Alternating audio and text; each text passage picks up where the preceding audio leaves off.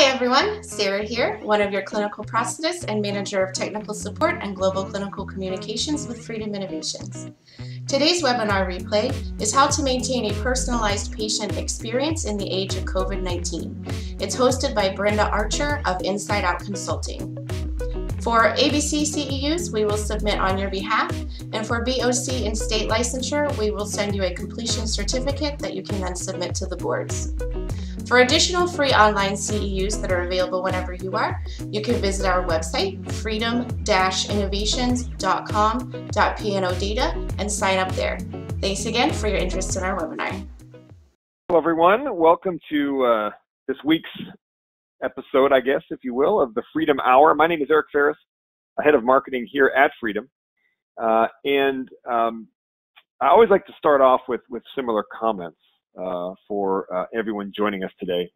And I want to just walk you through what we intended and what our design and objective is for the Freedom Hour. Because I think one thing that we recognize here at Freedom, and we've talked to a number of you about these sessions, is that people are in webinar overload, right? There is now webinars for everything. You name it, there's an online version of it somewhere. Somebody's training somebody on that topic. And so what we intended to do at the beginning of this, and we've been doing these now, this is I think our 7th one, we've kind of looked at the Freedom Hour as an opportunity for us to really distill down critical information and critical information requests that we've heard from many of you, and to produce kind of a 60-minute kind of essential, report out of information designed to help you and your clinicians in your clinic work through kind of the COVID disruption. And so with that in mind, we've kind of had kind of 3 phases of the Freedom Hour so far. Really, phase 1 was around the traditional kind of CEU product-related information. So we talked about our knee, and we talked about our new vacuum system and our ankles and stuff like that. And that went very, very well. And we went into phase 2, which I think was really around topics oriented around how to manage through COVID, right? And so we talked about different loan opportunities and different financial structures that you may need, how to maintain productivity in a downturn. And so things around phase 2 is how can you optimize systems and processes to work through the COVID disruption. And now I think we're kind of getting to the point where people are saying, all right, this is our new normal for now. For the foreseeable future. We're kind of getting into a rhythm, and we see clinics becoming more active. We see all of you in your feedback coming back saying, I need content now around how do I just kind of continue to get back on a growth trajectory, right? How do I really start to manage my clinic now in this new normal? And so now we're kind of entering into phase 3. So for this week, we're really focusing on patient care and the patient experience. Next week, for example, we're going to go into digital marketing. The week after that, really, we're kind of starting into more reimbursement justification for high technology products. So we're getting into topics now really oriented around the growth of your clinic and how different strategies you could employ to do that. So we're starting today, like I said, with patient care and the patient experience. And Brenda Archer is our speaker today. Over 30 years experience in O&P. So she knows our world. She knows the challenges and the opportunities that we face. And she comes to us from her own company called Inside Out Consulting Services. And I think Brenda is uniquely positioned to talk about the patient experience, not only her own personal journey through that, but again, after 30 years of experience at O&P, she knows the nuances of our space and knows kind of the specific details, I think, that can take a personal patient experience from more of a general kind of a process orientation to really a personalized experience. So Brenda, with that, I'm going to turn it over to you for today's Freedom Hour. So the floor is yours. Thank you, Eric, and welcome everyone. I think I'm going to join some of those future webinars you had. They sound very interesting. So how to maintain a personalized patient experience in the age of COVID-19. I love that title. And I have to believe that one of the biggest challenges, perhaps, is the use of PPE, particularly the mask. But masks don't have to mask our character and our kindness. And I'd like to show this next slide to kind of drive that point. So case in point, in this pic, I don't know her, but I like her. I want to know her. Why? Because I can see the authenticity in her eyes and the tilt of her head. There's a posture about her that is non-threatening, and she appears, for some reason, extremely present. And I'm believing all of this from an inanimate object. So a connection is the energy that exists between two people when they feel seen, heard, and valued. So as we're managing a new normal, quote unquote, in response to things like issues with staff scheduling, for employees that have childcare now, our own patient scheduling, reception room space, dress code requirements, turnaround times, I'm sure are challenged at this point, patient copays and co-insurance concerns with the ever rising rate of unemployment. And of course, your out of office visits, I expect, have been affected. And of course, the reducing fear and anxiety that's always been part of our role. So while we're managing the new normal, how do we ensure that people are seen and heard and valued, that they feel this while they're interacting with us? Well, I like to say it's the same way that we've always done it as a service professional. It doesn't change. When we're feeling uncomfortable about what's happening, we need to stay focused on our purpose. It always goes back to our purpose. That's where our foundation is. That's where our strength is. It's in our purpose. So for us as service professionals in our chosen field, service isn't something that's on a already too long to-do list. No. It's who we are. Service isn't something we do. It's who we are. So staying strong with purpose is really a place that's going to help us as we move through this new normal, our purpose, our foundation. So with that, I want to welcome you to the patient experience.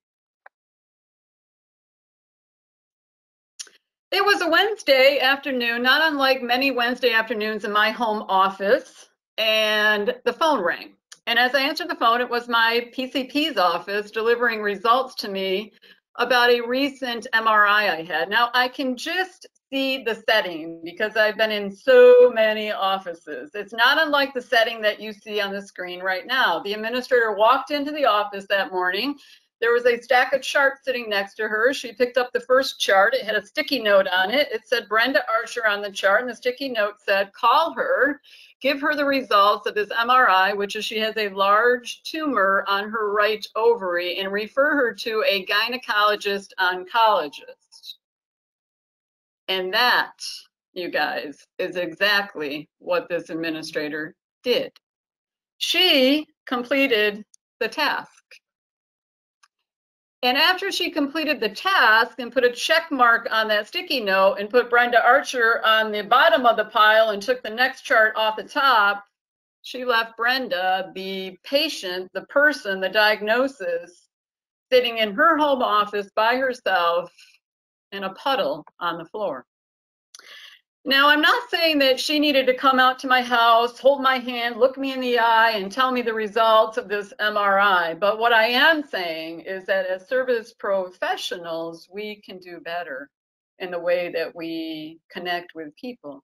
Now, in the O&P field, we're not delivering results like this over the phone, but trust me, we are affecting people when we're speaking over the phone and making appointments and bringing them in for deliveries and making sure they're getting on-time deliveries so they can make that wedding. And boy, do we have an opportunity to impact people's lives or what? So yeah, we are, you know, we're not delivering that kind of result, but we're impacting.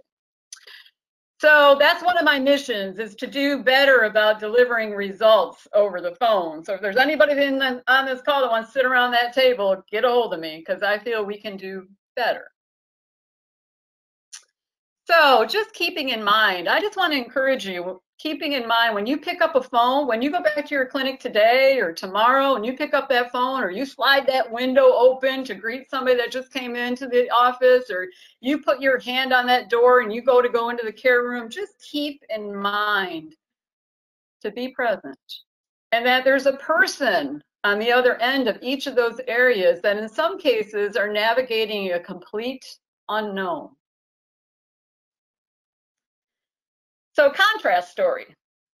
I get referred to the gynecologist oncologist office and they call me up and they do a complete intake over the phone because of course I've never been to them before.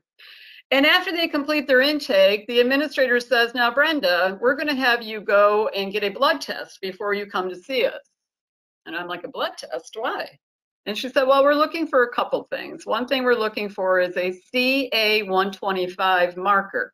I'm like, what's a CA125 marker? And she said, that's a cancer marker. And she said, now I don't want you to get, don't get too upset. She goes, this is standard operating. We do this every time. But you know, and I know, the moment I heard what's a CA125, I stopped listening. Now, this administrator, unlike the first administrator, was so present with me, you guys. She was just with me. She was right there. And she said these 8 little simple words to me because she knew at that point that I needed some support. She said, Brenda, we're going to take care of you. And she said it with such a tone in her voice and such a rhythm to her voice and such a presence over the telephone that, you know what? I believed her.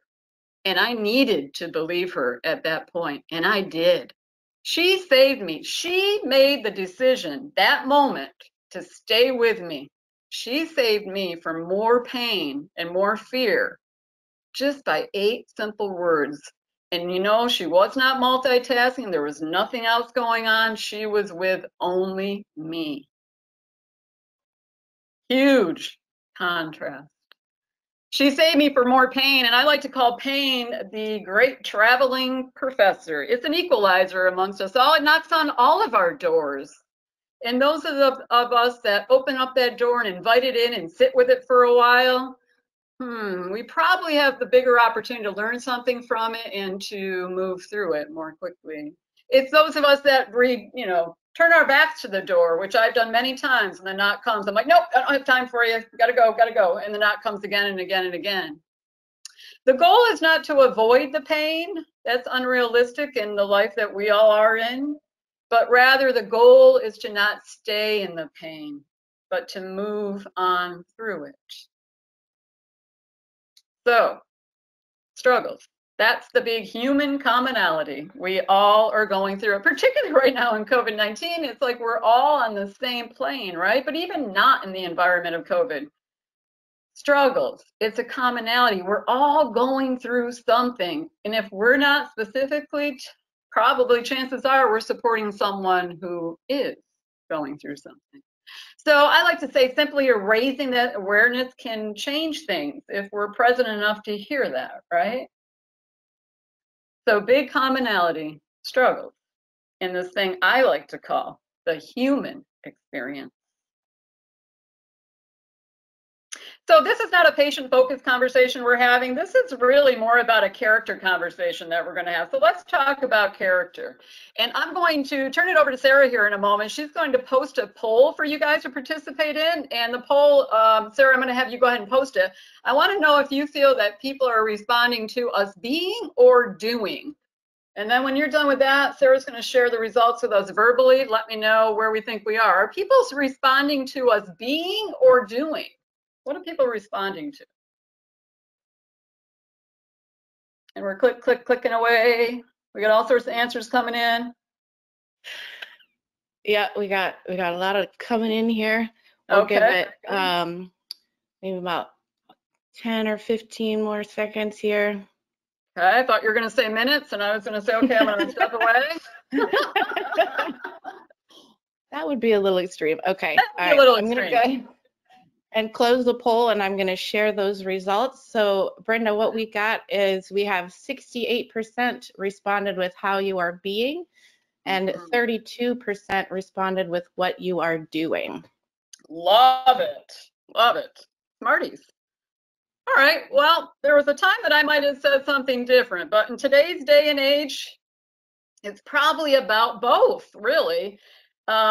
But with that said, because people are much more savvy, so it does tend to be about both. They are judging us, if you will, about both. But since we're so much more savvy, if our being is really, really solid, it's thought this anyways, if our being is really solid, that there's more forgiveness in our doing if things go wrong, if that makes sense. So we don't get upset at friends. We don't sue people we like. So if our being is solid, there's a little more forgiveness around the doing. So Brenda, what is the difference between being and doing? What are you talking about? Well, let's take a look. And I love this little slide. You know, anytime you want to see somebody's character, put them under just a little bit of stress and that character will pop right out. And I remember a couple times saying to people, you know, well, your character's showing a little bit of stress can change things. And it's interesting to see how character comes out. But let's talk about that being and doing. So this slide here is all about the doing, right? These are our competencies. We're answering incoming calls, verifying benefit. We're doing clinical care, clinical evals, cast and measure, clinical documentation. We're doing a bunch of data entry. We're scheduling appointments, refitting, delivery, ingesting, and on and on. So I could take each one of those bullet points right there, and I could break down to create probably, oh, I don't know, 50 or 60 more things are happening under each of those. That's what we're doing all day long. These are our competencies, our processes, our skill, and our knowledge. And you know what? The people that come to us expect this. This is expected. They're coming to us as service professionals in our field. And it takes a team. So that's what we're doing all day, right? But who are we being while we're doing what we're doing? Are we being patient and kind and present? Are we aware of our energy? Are we being reassuring and professional and connected and compassionate? I love this one. Are you caring for me or are you being impatient?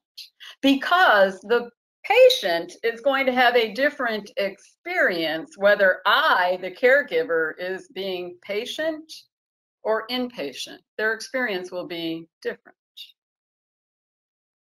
Have you ever had to do a remake? Have you ever had to reschedule an appointment? Have you changed componentry? Have you billed an incorrect payer? Have you overlooked an authorization? Have you had to do a write-off? Have you lost an opportunity to help somebody? Have you ever received a complaint within your clinic?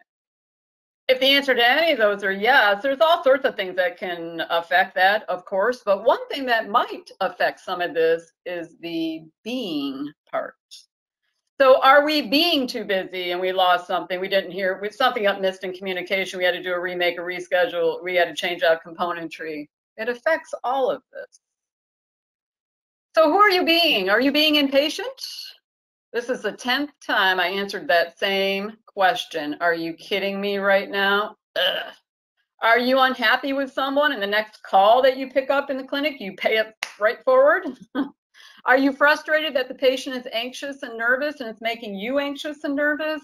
Are you upset because you quote unquote stubbed your toe this morning? You know, we live in a life, most of us, and I lived in this life a long time before I realized that I have the ability to manage how I react to things. But, you know, we get up in the morning, something happens, we react to it, and as I say, we drag it to work with us. So if I get up in the morning, something happens to me and I react to it, let's go to work. I'm going to take you to work with me and I'm going to infect everybody around me. And I'm going to make a decision right there that I'm going to carry it all day long. Not realizing that I could make the decision to quote unquote stub my toe and then realize I can react to it, but I don't have to take it and infect everyone around me. So, you know, I could have reacted to, you know, a number of things. I use stub my toe as an example. Am I being too busy doing to be present and listen? Am I running around and I can't hear? Am I being intolerant because I didn't sleep well? Who knows, you know? Am I living in a reactive life? And I love this one, you know, Maya Angelou. People will forget what you said. People will forget what you did. But people will never forget how you made them feel. So it's all about a choice. This stuff is about a choice. You make the choice of the energy that you bring. This is a choice that we all have. We all have this choice. So do you see me? Do you hear me? Does what I say matter? The being part of the being versus doing is where the empathy lives. So any good presentation has to have a definition in it. So here's mine. What is the definition of empathy? The ability to understand the patient's feelings, understand the situation from the patient's perspective, and communicate this understanding to the patient. And hats off to the American Nurses Association. With respect to them, I just kind of changed that patient to person, right? Person. And empathy is interesting because empathy, I think we kind of put in a box about suffering, but empathy is really around suffering and celebratory time. So have empathy when people are celebrating as well. It goes in both places. It's not just in a suffering space. So for an example of that, as I have on the slide here, if you ever shared something with somebody and they're not quite as excited as you are about it, like you can't wait to tell somebody, can't wait to tell them, can't wait to tell them, you get with them and you're like, oh my goodness, you're never going to imagine what happened to me. And then they're like, oh, that's cool. And you're like, what? Or you bought somebody a gift, a really nice gift, and you took time picking it out and planning it and wrapping it. And you're like, oh, they're going to love this. I can't wait. You put a lot of thought and energy in it. And then they open it up and they say, oh, this is really nice. Thank you so much. And they put it aside and they say, now, did you hear what happened to? And you're like, oh, bummer. Empathy can be in times of celebration too. Who has a better opportunity to celebrate with people than us in our field, in our chosen fields? Those celebratory moments with our patients. That's part of empathy as well. So I like to say, in this high-tech, low-touch, selfie society that we all live in right now, sincere empathy really will differentiate you amongst your competition. It really will set you apart, and it's such an easy thing. So what makes you unique? Think about what makes you unique. We in the O&P industry have the opportunity to make somebody's day every single day. Internal customers as well as external customers. And the thing I like about empathy is that it's not a competition. Everybody wins. When we all start practicing empathy, it is an everyone wins. It's not like who's better at empathy, me or you. No, no, no. It's not a competition. It's an everyone wins. And when you start to think about it and really bring it to a present moment, it's going to feel so good. You're going to want to do what? More of it over and over again. One thing it's not, and I just like this slide because it's not something that's in a policy and a procedural manual. Our SOP says you have to have empathy.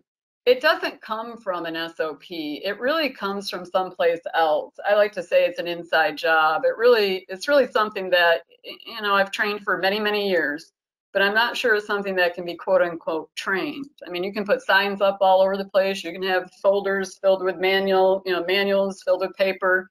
Empathy comes from someplace else. So what are the benefits? Well, it's pretty straightforward. First of all, it's the right thing to do. Empathy, empathetic. It builds and trust relationships, which is something huge that we're in with patient care. It will increase compliance. People will, if they trust you, they might follow the wear and care and follow-up visits assignments more frequently and more better. Improved outcomes and patient successes, sure. It supports and helps our internal and our external customers. There is a saying, I used to be a horse trainer before I came to work 30 years ago in the O&P field, and there's a saying that horses will follow you up the tree and down the hole. And people will ask, do your horses follow you up the tree and down the hole? And I could say yes to that. And what does that mean? That means they'll do anything for you. They will follow you wherever you go. Why? Because I put the relationship first with my animals. I put the relationship first. I can make a 1,200-pound horse do anything, believe it or not. But making and sustaining that's not sustainable. I'd rather them want to follow me, want to come with me. So putting the relationship first builds the trust. So by raising your hands, you just raise your hands wherever you are. Have you been a patient in the hospital? I did not put a poll on this one, but we can just raise our hands. I got to think that probably most of us have been an inpatient in the hospital. So let's just take a moment and look at that. If you said yes to that, you absolutely understand vulnerability. If you said no, I've never been an inpatient, but you've had life experiences, you still understand vulnerability. If you said no and you've been a caregiver for somebody else that's been going through it, you absolutely understand vulnerability. So vulnerability is not weakness. It's really our greatest measure of courage, being vulnerable. And the only thing that crushes vulnerability is trust. Now, this clinician and patient relationship is unique, right? We're very vulnerable when we come to you. We're vulnerable from the perspective that you, as our clinicians, start to understand our strengths, our weaknesses. You know our families, you meet our families, you know our support systems, you know our secrets, our finances, our fears, our goals. I might as well give you the passcode to my iPhone. You know it all. That can put people in a very vulnerable state. So building that relationship until trust enters can live a little vulnerable. So trust is the only thing that crushes vulnerability and makes me feel more comfortable with you. So how do I develop trust? Well, this slide kind of says it all. It's no real big, huge secret, but being present and being purposeful is really the two tricks to developing trust. So what does that mean? When you start to live in those situations of being purposeful and being more present, it will change the outcomes. It's less about doing things out of habit and more about doing things out of intention. And really just kind of keeping that on the surface of what is my intention here? For me, service is all about energy. Somebody asked me, what do you think service is, Brenda? It is energy. Oh, no, it's saying thank you, please, so happy you're here. Sure, it's all of that, but it is the energy you bring to the space. I used to say when I was an office administrator, when I first started in the field, I used to say that if a patient came into my reception room and I had a black chair and white walls, just one black chair and stark white walls, they are still going to have an experience. Why? Because I'm going to make sure that that happens. Yes, I know that colors, quell fears and anxieties, and color does have an effect on us, certainly TVs and magazines. I'm not saying that that doesn't have an impact, but I made a decision long ago that if you're going to interact with me, I'm going to be present with you and you're going to have an experience. So I say, what is my intention with the communication and the action? When I open this care room door, what is my intention when I walk through it? When I slide open this window to greet somebody that's just come into our clinic, what is my intention? What is my energy when I pick up the phone? When I facilitate my staff meeting tomorrow? What is my intention behind the energy I bring to that meeting? And dare I say, when I go home at night, what's my intention when I walk through the door? We each have a tremendous wireless influence, and that's that energy I've been talking about. And that energy that we bring with us into any room or on any webinar, and we make decisions about energy, about people in an instant. It can be harmful or it can be helpful. I said earlier that I was a horse trainer. I love this pic. This is a theatrical engagement with horses that I went to see. This gentleman, these horses have no halters on, no bridles on. They're totally at liberty. This gentleman can move these horses with energy. And oh, by the way, these are 2 stallions as well. So that brings another whole energy to the dynamic. Yes, you can teach horses how to do tricks, quote unquote, but it's about the energy in which they're reacting. So do people. So speaking about animals, I'm just going to get on my soapbox for a moment because I love them, and they are the greatest teachers of being present, having gratitude and love. If you want to get simple for a moment, get around animals. You want to learn how to be more present, get around an animal. They will take you there. This is Rocky. Rocky is the newest employee at a funeral home. I read about Rocky a while ago. I just think it's such an interesting intention. So a funeral home hired Rocky in. He serves the staff and the families. He emits a sense of realness around the organization. He has a natural ability to seek out and give comfort unconditionally. He removes intense grief, if only for a short time. That adds value. And he has incredible instinct. And you know what? So do we. But I think the difference between us and Rocky sometimes is that Rocky is present all time.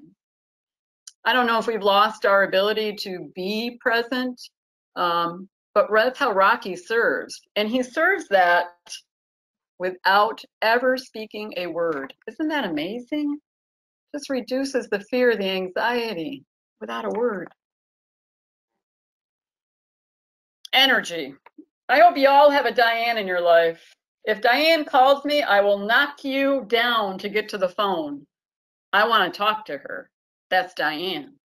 But then I have somebody else call me and I see their name come up on my phone and I'm like, ugh, yuck.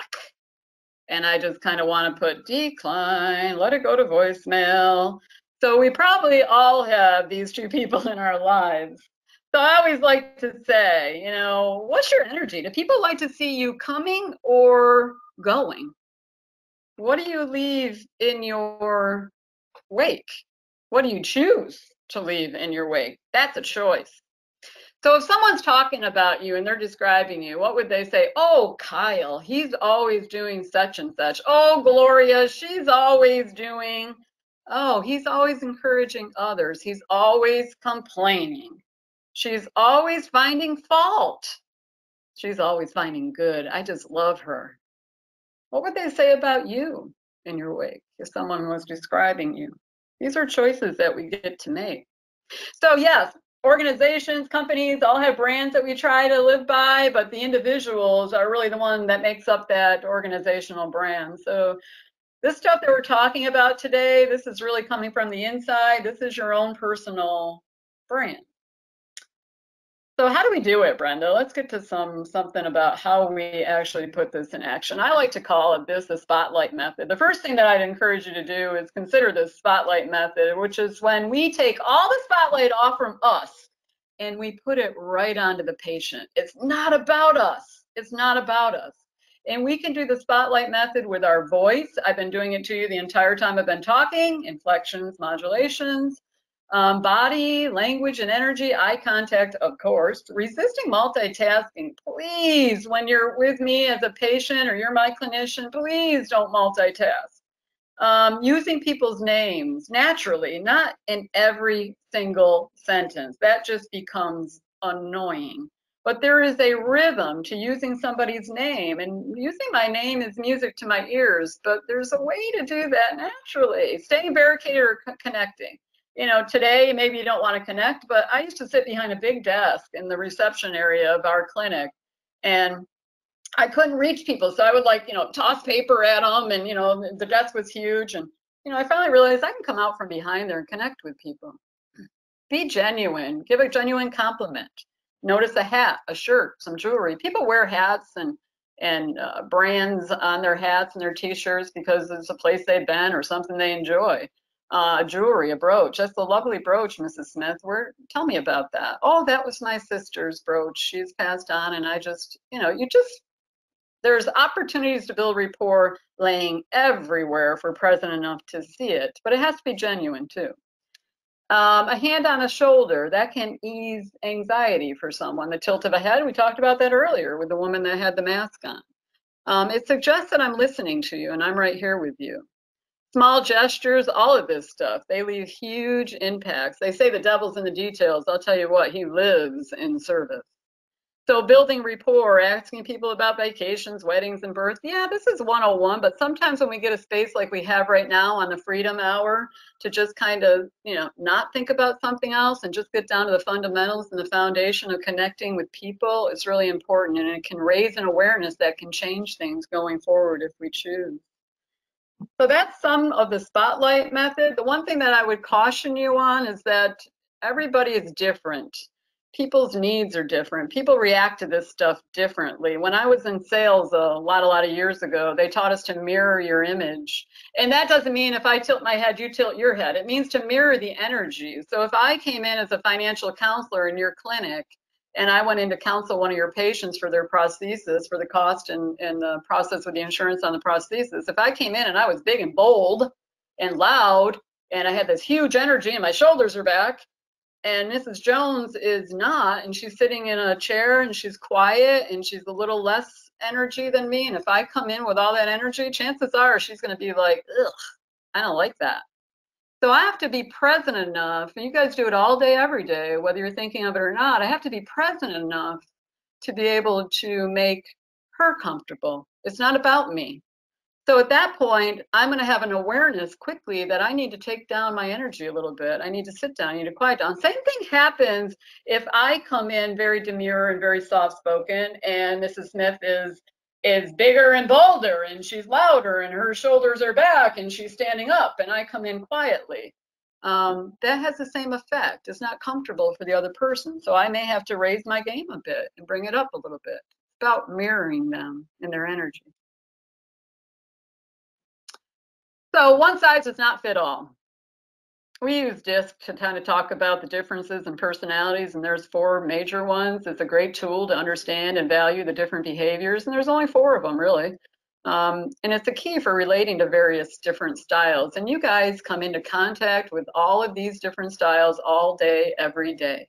You have them in your home, you have them on your staff, you have them with your customers that come in, your patients, your vendors.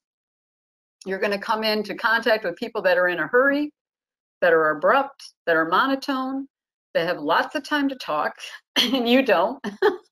And you're going to come into contact with people that have difficulty hearing, and they'll react differently to this. They have a poor cell connection if you're talking to people over the cell, and they react differently to how you manage that. You're going to come into contact with people that don't have insurance information readily available. How do you handle that? People that'll be confused and concerned. Why do I need to do this? So you'll be able to react to that, make it comfortable for them. So we're all different, and that's good. But the key is to recognize and to adapt. So I'm just going to take a moment to expose this thing called DISC, and I'm assuming probably most of you have heard of DISC. Again, it's a personal assessment tool that's used to improve work productivity and communication amongst teams, and oh, by the way, in your personal lives as well. So DISC stands for Dominance, Influential, Steadiness, and Consciousness. Those are the 4 main behavioral types. These are not people we're talking about. We're talking about behavioral types. I like to call them the lion, the otter, the beaver, and the golden. So obviously the lion is the dominance, the influential is the otter, the steadiness is the golden, and the consciousness is the busy as a beaver. So you come into contact with these 4 different types of behaviors all day, every day. So let's just take a little closer look at these guys. So the Ds, the Ds are the types of individuals that are outgoing, they're task-oriented. They're typically leaders, they're take-charge kind of people. They really like to focus on the bottom line and results. The Is, the otters on your teams, or the otters that come through your doors, these are pretty much outgoing people. They're very people-oriented. They tend to be very inspiring and fun. They're a party kind of waiting to happen. They're take risk kind of people. They're networkers. They're creative visionaries. And they really like to focus on talking and having fun. So they may have a tough time following through. They may, take some too dangerous risks, and they may get bored really easily. The S's on the team, the S is the steadiness. Those are your golden retrievers on the team. Wow, these individuals are reserved and they're extremely people-oriented. They share that people part with the otters. Very people-oriented. They're not as much about results and bottom line. But the otters on your team, the goldens on your team, they're very sensitive, they're very loyal, they enjoy routines, they enjoy other people, and relationships are very important to them. They don't like change so much, and they have a very difficult time saying no to things. I'll tell you what, if you've got a golden on your team within your professional buildings or your professional clinics, if you got a golden on your team, everybody will feel welcomed. The C's on your teams or in your life, those are the consciousness, those are the beavers. Think busy as a beaver. These individuals are very reserved and task-oriented. They tend to be very cautious, conscientious. They want all the details. They love details. They get things done, and they usually get things done right. They're very organized. They're very focused. Think about these guys as your compliance people. They tend to work really, really hard. They agonize over details. They can get caught up in the details, which can lead to some procrastination because they need to know the whys behind the what. So very interesting. So when you're dealing with a D, you might want to just keep it to the facts, the bullet points. And when you're dealing with a D, the lions in your life or on your team or that walk through your door, they really don't need all that rapport building. And quite frankly, if you start calling them honey, sweetie, baby, and you want to know about their I don't know, a personal something they did, a vacation they recently took, they're probably going to become a little bit more annoyed, if that makes sense. They just like bullets and quick pace stuff. The I's that you interact with, these are the talkative ones, think otters, fun, loving, going. These people, you're probably going to need to keep a little bit more focused. You're going to have to know how to politely close conversations. And they love it when you ask them about how the wedding was, or you ask them about the brooch, or you ask them what's going on with their children. They love that part. The S's on your team, the golden retrievers, when you're dealing with a golden, you probably want to bring your tone down a little bit. Again, it's not the people, it's the behavior. So a little softer, maybe a little slower pace, sincerity. You got to have a little bit more time, very much in the rapport and the relationship building with the goldens.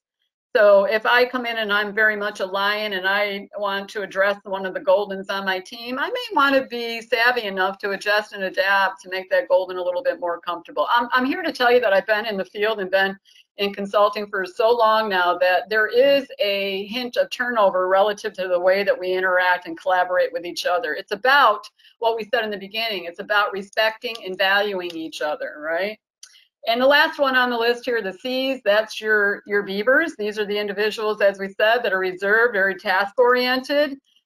They really focus on the facts and the rules. Again, when you're dealing with them, maybe you want to project a little bit more confidence and clarity. And make sure when you come to a Beaver and you ask them something that you've got all your T's crossed and I's dotted, because they're going to say, they're going to want the facts, bottom line. So I just bring this to your attention because I think it's interesting. When you're talking about these 4 behavioral styles, this is really how we start to build trust, our ability to adjust and adapt. Now, I don't want you to get overthinking this and say, okay, now when I hang up the phone and I go back to my clinic, I got to say, okay, am I talking to a lion, an otter, a beaver, a golden? It's not like that. It's just being more present and aware of the energy, right? And we could go into a whole week-long disc trainings. They're a lot of fun. All right, so knowing your impact, just being aware of your energy. And I always like to say, can you feel energy over the phone? Sure you can. We have all been on the other end of the phone when each of these women have answered the phone.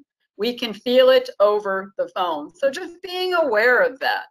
The phone and the elements of the voice is huge. I bring this attention to you because, again, in the minutes that I've been speaking, you're making a decision whether you trust me, whether you want to listen to me for the rest of this thing.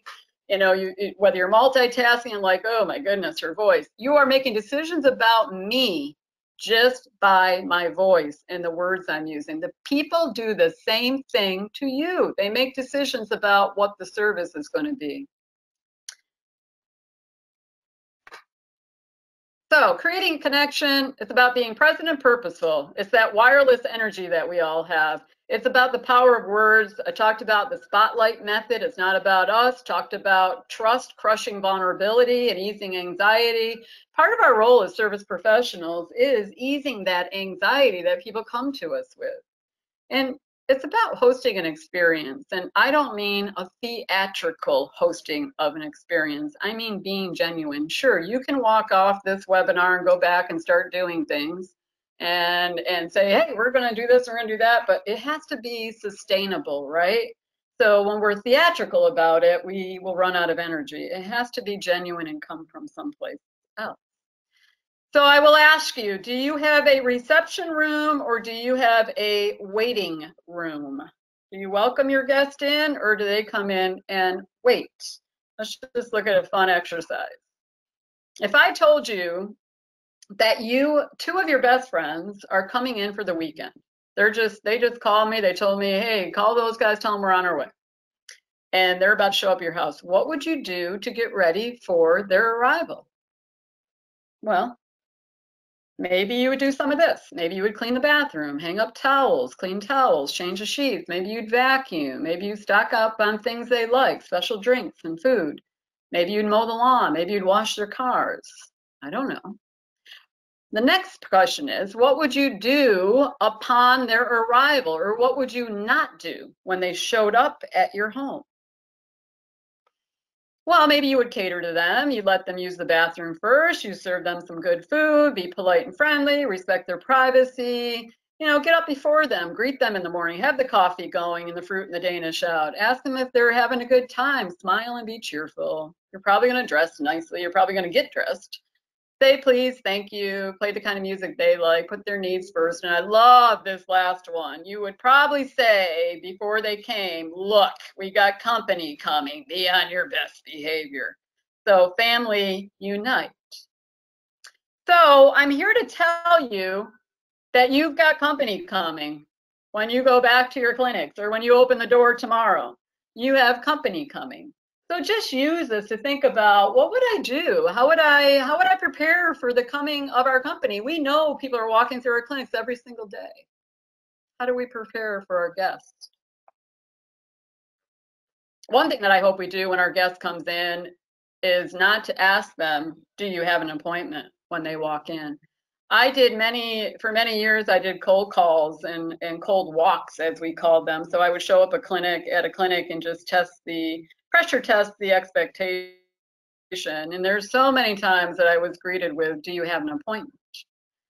And I was like, well, I don't. And how do I feel when I walk into something like that and somebody says, do you have an appointment? And I don't. And I'm like, should I leave? What do? I feel bad that I don't have an appointment. So greeting somebody with, do you have an appointment? I'm going to encourage you to consider some other options. And I'm going to encourage you to think positively about what we would call send-ins instead of walk-ins. People are actually sending people to clinic, to your offices, to receive service. So that's a good thing. So instead of, do you have an appointment? Maybe, we've been expecting you, Mr. Smith, or if you know it's Mr. Smith, or welcome, how may I help you? Again, foundational stuff. What is your intention behind that when you greet someone? And the power of eye contact. I'm going to encourage you on this one as well. This team that you see on the screen is the team that cared for me while I was going through my chemotherapy. And I got to tell you, when these people are with you, there is nothing else going on in the world. I swear that they looked into my soul when they were with me. This team's doing something really, really right. And it's not to say that they don't have business going on. This team wears pagers. They have stacks of charts on their desk. They have deadlines. They have phone calls coming in. They are dealing with people with emotions at the highest levels, you guys. And they're administering IV drugs all at the same time. But boy, when they look at you, I'm here to tell you it's healing at a very stressful time. That is powerful stuff, eye contact. That woman in the very beginning of our presentation with the mask on, I wanted to meet her. Why? That power of those eyes was one of the reasons. So at the end of the day, it's not about us. All of this stuff on the right hand of the screen, it's all going on all day, every day. I'm here to tell you it's not going away. That is called business. Month-end closes, technology, payer challenges, growth plans, all of that stuff is going to continue to happen. Not about us. It's about them. So have your patients ever felt your angst at the end of the month or at the end of the day? I know mine used to. I mean, I used to get stacks of charts that came into me at the end of the month, and they were like, oh goodness, thank God I got all my charts done before the end of the month. And then I'm sitting there with a stack of charts that I have to get all entered, all compliance, all authorizations. I have to financially counsel people. I have to get all of this done. Now all of the weight is on me to ensure that I make the numbers for the clinic at the end of the month. So if my patients felt it, sure they did. When I was under that kind of stress, sure they did. Why did they? Not rocket science, because I made a decision to let them do it until I became more savvy and until we improved our workflow processes and until we understood that we're not going to let our patients feel this. That was a choice that we made. Business isn't going away. After 30 years, I've done a lot of feedback. One of my primary roles were surveying, and we surveyed physicians and patients alike. I can just share with you that, yes, we got complaints, we got comments on product. Of course we did. That was on the lower end. The majority of the comments that we received was about the way we made them feel, just like when we're the customer or the patient. So, data rocks. We need data to run our businesses. I get that. We need data. But beyond the data, getting to the human experience and showing the respect, being seen and heard, that's really what people want. They want to be seen and heard. And that's where that whole feeling thing comes on. So I'd like to take this opportunity to kind of discuss who our patients are. Who are our patients? And for me, I like to start with there's someone's somebody, right? There's somebody's grandmother, grandfather, mother, father, husband, wife, their sisters, there's somebody's brother, uncle, friends. There's someone's somebody. That's who they are. They are also, by the way, recently retired, actively employed, they're pursuing degrees, they're caretakers, so many caretakers. They also have hobbies just like you and I do. They're also scared, confused, anxious, in pain, navigating a whole new life, alone in some cases, concerned, and sometimes they're excited when they come to us, right? So who are they? They're all of this. Someday, most likely, we will all be the patient somewhere. They're you and they're I. Or me. I don't know which way to say that. One thing they're not is they're not a task. Please, please, if you take anything away from this webinar, go into your next appointment, your next scheduled patient, your next interaction with a colleague, your next interaction with a family member or friend, and just be present. I dare you. Just be present. You will change things. Today is not a moment to get through, just to get to the next moment. Hang out, be present. They're not a task. So I like to say I am the patient experience. The patient experience does not live in another department. It's not on an 800 number. It's not somebody else's job. It's each and every one of our jobs. I am the patient experience. So the experience is going to be what you're being.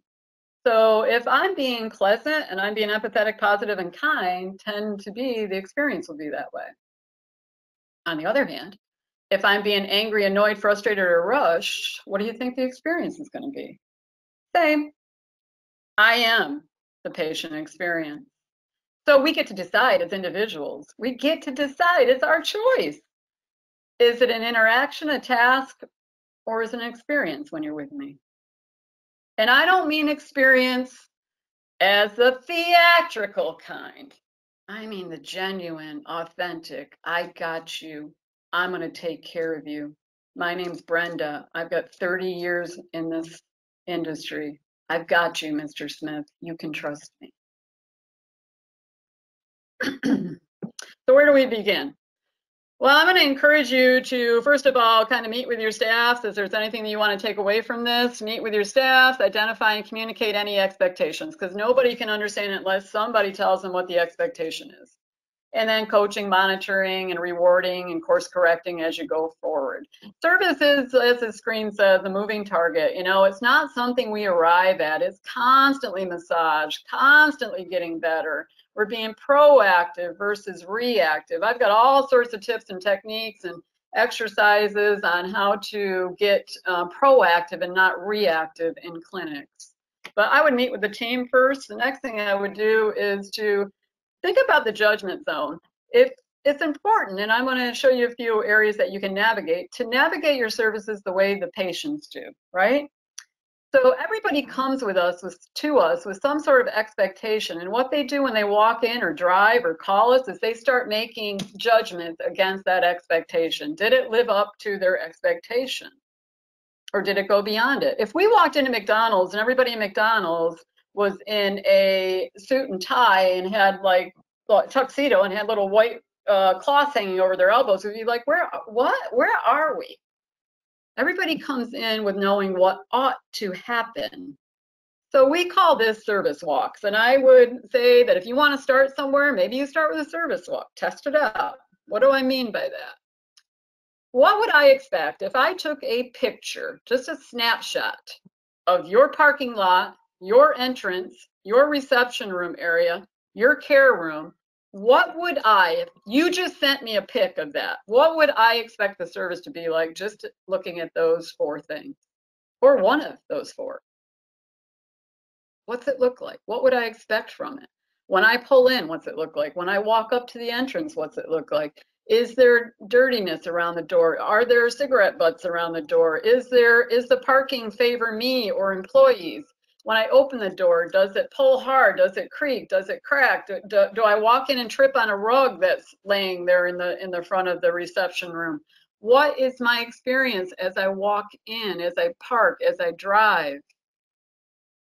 When I go into that care room, when I get escorted to that care room, if I do, or if I just get called in, what does that feel like? If I get called into the care room and just get pointed to a door, right down there, Mr. Smith, you go right down to the second door on the, yep, keep going. Or do I get escorted to that care room? What would I prefer? What does it feel like? So this is what I call points of pride and points of embarrassment. Take a pick at it. Sometimes we're too close to see it. I do Secret Shopper. I've done Secret Shopper and done service walks and service calls for many, many years. I would be available to help you if that's something that you would be interested in. This can start to change things, but we start right at the beginning.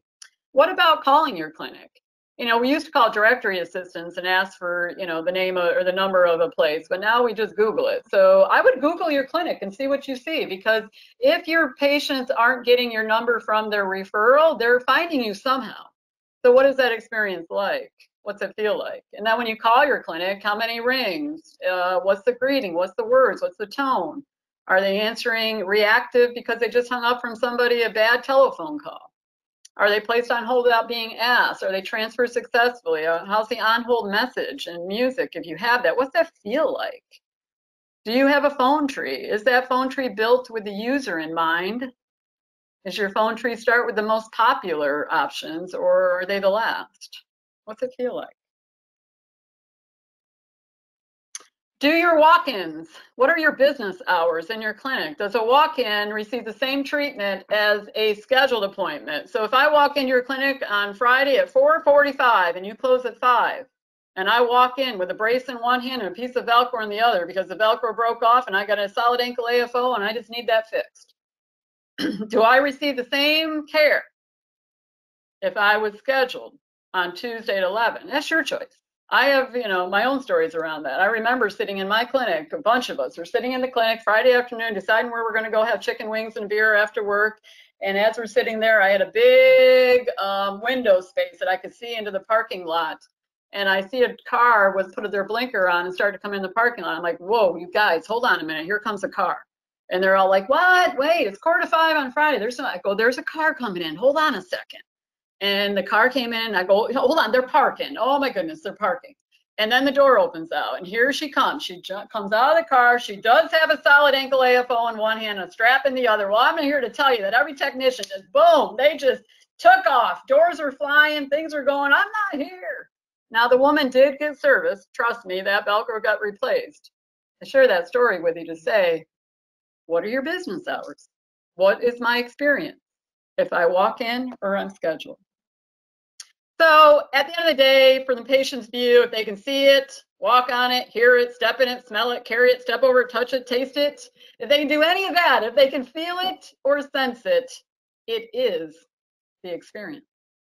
Have you ever walked in and put your elbows on a clinic, like in clinic, and you put your elbows on a checkout, or you just put your hand on checkout and there's something? I did that a few times. There was something sticky on it. I'm like, oh.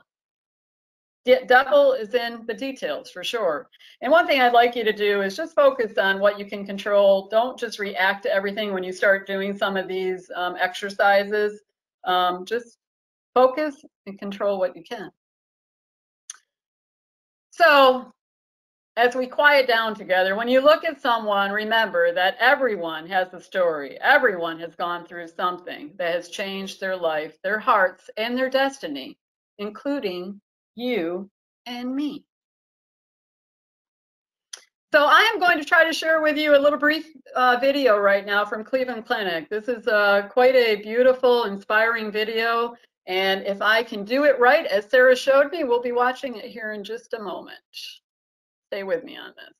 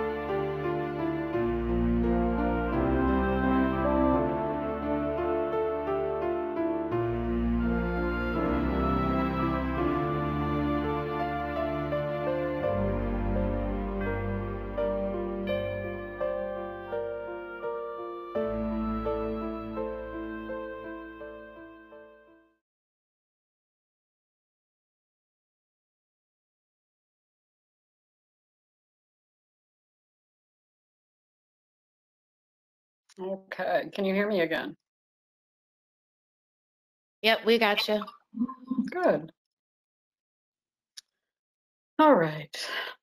So I have seen that video many, many times, and it still just resonates with me. You know, so many of us have sat in those chairs and have been part of those conversations we've seen. And there's a video, it's called Cleveland Clinic Empathy Video in its entirety that I'd encourage you all to watch. We gave you a brief sight of the video, but take a look at it, share it with your teams. Again, without a word, it's extremely impacting about the human connection. So Cleveland Clinic says that it's more than medicine. That's what they say. It's just so much more than medicine. So if it's more than medicine, what is it about? You know, for me, it's about being present. It's about serving as service professionals in our chosen field. It's about serving people. It's about energy, awareness, kindness. It's about caring for me while taking care of me. And I love this one too. Could a greater miracle take place than to look through each other's eyes for an instant? And I just like to share this. You know, we in the O&P field, you know, we're restoring mobility and capabilities, but I just want you all to know, first of all, I want to thank you all for your work. The O&P field is my passion. It's my love. It was my 30-year career. It really is my passion. But you're doing so much more than restoring mobility. And from the patient experience side of the house that I've got a very upfront view of now, you know, you're rebuilding relationships. There's relationships that break down when people go through trauma. You're giving those relationships back. You're rebuilding confidence in people, self-worth. You're rebuilding emotional intelligence and strength. You know, I'm worthy. I'm going to be okay. You're rebuilding our endurance from the inside. You're rebuilding our character and our charisma. You're reducing our fear and anxiety and our unknowns. So I just want to take that moment and pause and thank you all for the work that you do. So the new normal, how do we navigate it? Well, there's that word again, those two big words. Being present, being purposeful, being grateful, trusting our instincts, and just continuing to breathe. You guys, when it gets uncomfortable, go back to your purpose. And if I can be of any help, I do workflow and I do customer service. And if there's areas of your workflow that are challenging with COVID-19 right now, please reach out. I'm happy to help you if there's not any of that. If you're just looking for workflow analysis and improvements or customer service programs or team building programs, please, I'm here to help. And I'm just going to leave that on the last screen. And I want to say thank you, thank you. I'm a little bit passionate about it, or shall I say a lot of bit passionate about it. So I want to thank Eric and Sarah and Matthew for inviting me on. I've thoroughly enjoyed myself. Thanks so much, Brenda. That's really great stuff. So let's see. If you guys have questions for Brenda, you can go ahead and type them in. They'll come into us live. So on the right-hand side, you'll see a tab that says questions, and you can type those and submit to us. We did have one come in already. And is the video that you showed, is that available on YouTube? It is, yes. And you said, yeah, go ahead. Cleveland Clinic Empathy video. If you put Cleveland Clinic Empathy, you'll pull that video in. Okay, perfect. Thank you. And can you do a little bit more to describe what you do, Brenda, while we're waiting on the questions? Sure. So I am a workflow strategist and customer service influencer. So workflow strategist, for what I've done for probably 20 of my 30-year career, is if there was challenges on the P&L, the profit and loss statements, or just a clinic had a lot of turnovers, they weren't meeting revenue, their AR was falling behind, those were the big impacts that I would be put into and go out and do what we call a workflow analysis. So I would work from A to Z. I would do the intake, and I wouldn't even start at intake. I would start at the phone call. When the person phoned our office and we picked it up, what were our processes? And we walked through the entire process. There were 69 points of care. And we used a prosthetic patient so we could get as many points of care that we could. And there were 69 touch points. And we looked at each, I would look at each and every one of those. And I would be able to identify at the end of that interaction with the entire team, and it was an entire team present during these analysis, And a lot of times I would meet with people one-on-one, but for the most part, we'd like to have the entire team there during the analysis and understanding how their processes worked. And then after we were done documenting all of that, Sarah, I would go ahead and identify where the opportunities for improvement were, where the weaknesses were. They would like glare out, whoa, right there, this is a problem. Other things that would glare out would be things that we did double entry on. Like some cases we would handwrite a registration and then we would take it over and we would data enter it into the computer. So I always caution people about, and I would hear a lot of like, oh, well, you know, Sally, she's just not comfortable with typing, so we let her handwrite them and put them in later. So when we start letting, and I'm all due respect to everybody, but when we start letting skill sets dictate our workflows, we get in trouble. Our workflow should dictate skill sets, if that makes sense. So I did that for many, many, many years. And I also created the service programs and did team building. I have a plethora of content on team building and service programs. And I trained patient experience before I had a patient experience. And I was passionate beyond a doubt before my own patient experience, but now it is just on steroids. So I could talk about that. But thank you for the opportunity to share some of that, Sarah. Yeah, no problem at all. We do have some questions that came in. How do you get practitioners that are self-absorbed to feel for others? Yeah. Any advice there? Good question. So, you know, I like to say it's not what you do, it's why you do it. So it's not the fact that I run everybody over, it's the whys. So we have to get behind the whys and figure out what's happening. So it's not what you do, it's why you do it. I think the biggest thing for me is when I've gone out and worked with teams directly, when I can find the what's in it for me for people, we have a better opportunity to start to replace behaviors. We don't change necessarily. That's a big word. And although I'm a promoter of you know, moving people forward and growth opportunities within our own selves, we don't really change. We replace behaviors with something better. So change is a tough word for people. So to say that I'm going to change that practitioner to be a nice guy or a nice girl is probably not an honest statement. But I think we can influence the behavior through the what's in it for me and through the effects. You know, again, you have to understand what motivates people. Whether the clinic is successful in revenue and receivables and turnover and all of that stuff, those things can motivate people. And we can start to expose some of that. But that is a little deeper conversation. I have been asked it many times, and I have worked with many of those situations. Okay, perfect. And Brenda, this is so good. We have had multiple requests to be able to review this, to share with others that couldn't be on the presentation. So I wanted to let everybody know that we did, this is being recorded, and we will have it as a replay available on our website at freedom-innovations.com. And if you just click on the events link, or the events tab, I apologize, we will have this up for you at the latest on Monday. So you can still get CEUs on that as well, and you can share this with others that weren't available to watch today, for sure. Good. And that seems to be all that's coming in for now. If you, Brenda, wouldn't mind going to the next slide, if we get more that come in, I will definitely let you know. But for your CEUs, this is just all of your teams divided up by states. We're all here for you. These are our cell phone numbers. Please call us at any time. And for your CEUs, you will receive an email in about an hour, and that will have a link to a quiz that you can take.